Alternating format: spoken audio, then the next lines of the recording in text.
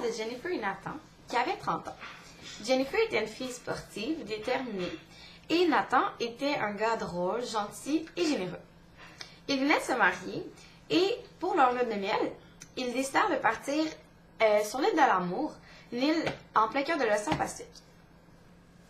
Arrivés sur l'île, ils découvrirent que c'était une île paradisiaque, qu'il y avait des plages de sable blanc, une mer à couper le souffle et plusieurs coraux hérissés.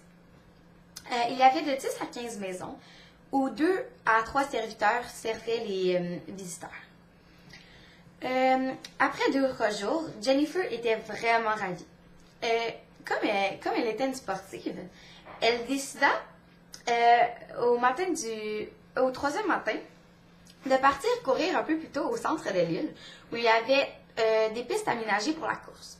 Nathan, de son côté, était allé couper des fruits.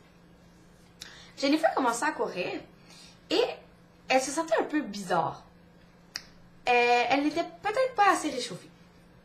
Elle continua et, tout à coup, Jennifer tomba. Jennifer appela à l'aide. Elle savait que Nathan n'était pas très loin, car il était parti couper des fruits. Nathan entenda finalement le cri de Jennifer, et son cœur arrêta lorsqu'il trouva Jennifer étendue par terre sur le sol, avec du sang qui coulait de sa tête. Nathan savait qu'il y avait un médecin sur l'île, mais ne savait pas où il se trouvait.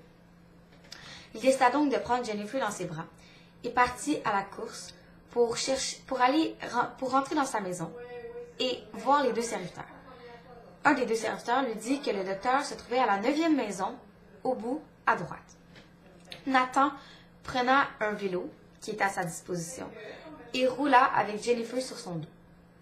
Il trouva finalement le médecin.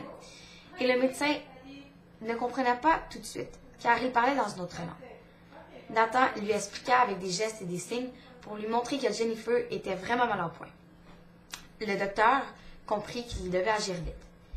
Il soigna Jennifer et, finalement, Jennifer s'en sortit. Après 2 ou 3 jours, Jennifer était sur pied. De retour à Montréal, Jennifer avait bien besoin de se reposer. Après 2 ou 3 semaines, elle était comme sur des roulettes et elle courait, bougeait et faisait tout comme avant. C'est 1 an plus tard que Nathan et elle décidèrent de retourner sur l'île de l'Amour, car même avec cette mésaventure, ils avaient bien aimé leur expérience. J'étais aussi sur l'île de l'Amour à ce moment-là, et c'est là qu'ils me partagèrent cette expérience. Voici comment se termine mon histoire, et j'espère que vous avez apprécié.